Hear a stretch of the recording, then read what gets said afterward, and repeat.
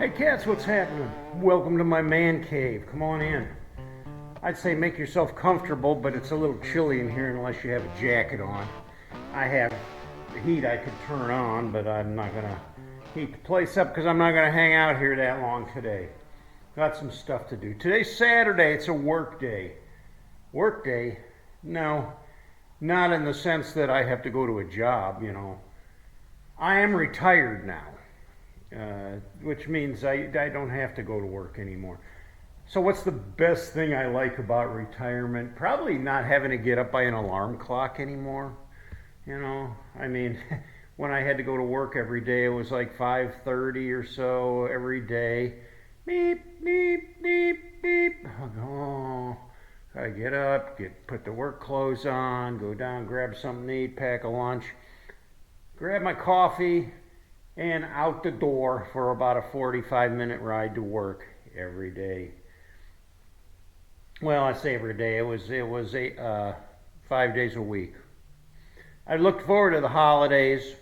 I could usually finagle, a 4-day holiday pretty easily by throwing a vacation day or a personal day on there or something along with the paid holidays.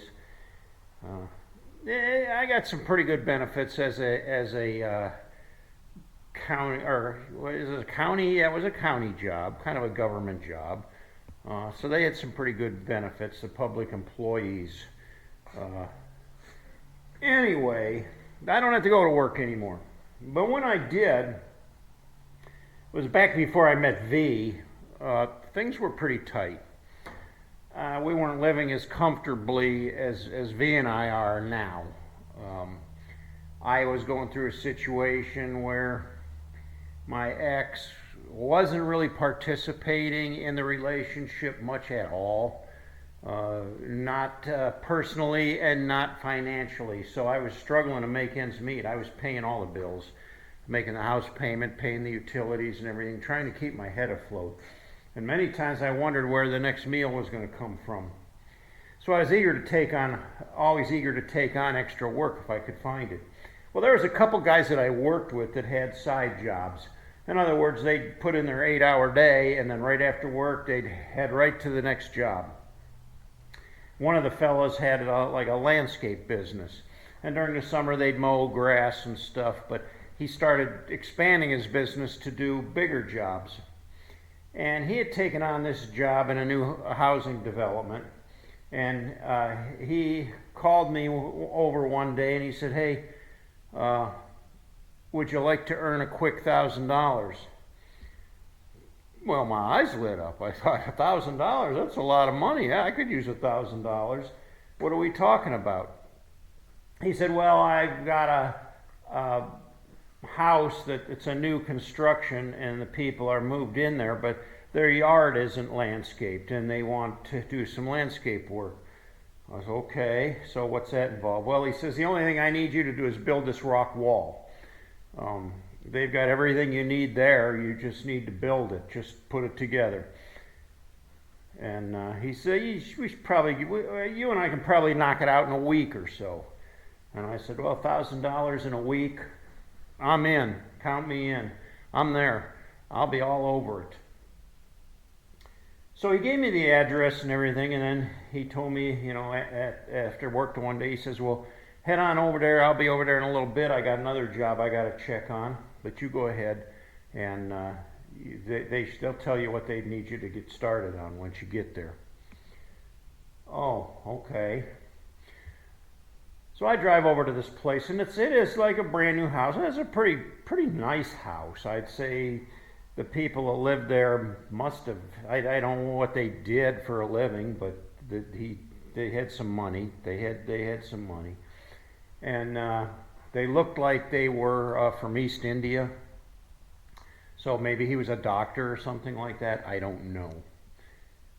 But I got there, and he met me out near his garage. And he asked me, he said, where's the other fella that I hired?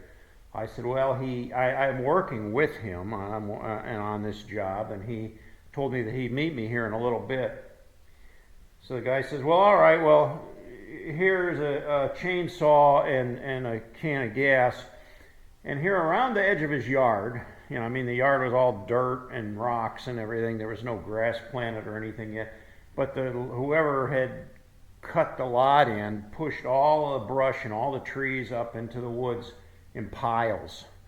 So there was dirt, clods, and roots, and trees, and sticks, and branches all piled up, smashed into the woods. He said, I want you to take a chainsaw and clean all that up for me. And you just drag it, throw it back in the woods. Oh, okay. Well, Jim told me that I was going to help him build a rock wall. No. He says, yeah, whenever he gets here, but for now, this is what I want you to do. Okay, so I took his chainsaw and I went over there and I got the saw running. It was a pain in the neck, it was hard to start, but I finally got started. And the thing wouldn't cut butter. It was just smoking through the wood. The chain was so dull, this guy had been cutting rocks with it or something, I don't know. So I'm back up to the garage and I ask him, you got a file that I can sharpen this saw? This thing's worthless like it is, No, I don't have a file. You'll just have to use it the way it is. I could get it to cut a little bit if I just used, the tip of the saw, but just to cut normally like you would with a chainsaw, it wasn't going to cut anything. Just kind of sat there and bounced on the wood and smoked. So I did what I could, dragging brush and whatnot. And I ended up doing that for about 2 hours and never did see my buddy. He never did show up. So I was a little disturbed about that. But next day at work, I asked him, and he says, well, I got carried away.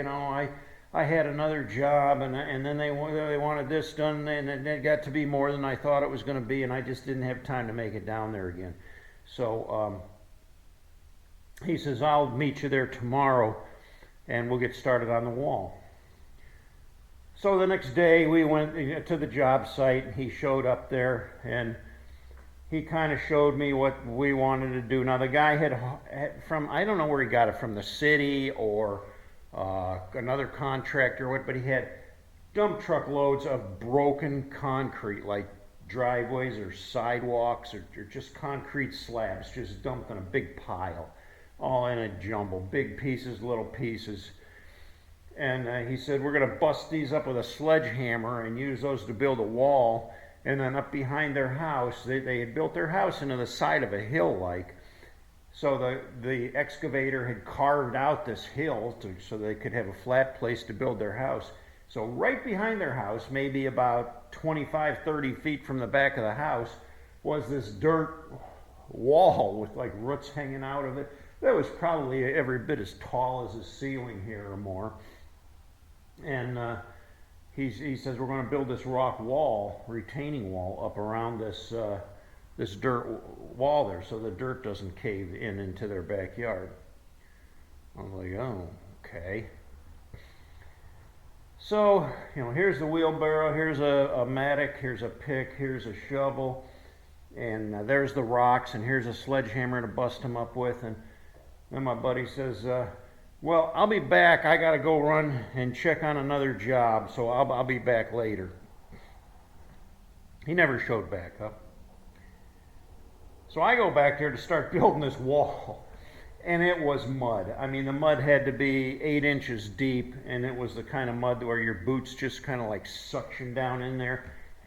You can hardly pick your feet up, much less shovel. So I'm trying to shovel the mud out of the way so I can get down to a firm layer to get the bedrock down for this wall, to lay the first footer down for this rock wall that I'm going to build. And it was hell. It was a terrible, terrible job. I was covered with mud from head to toe and fighting these rocks in the mud. And once you put a rock down, it was like suctioned in. You couldn't hardly pick it up or move it, to get that base line down, of the footer down for all the rocks. So I worked on that the first day, and it was a pain in the neck. I came back the next day, did the same thing.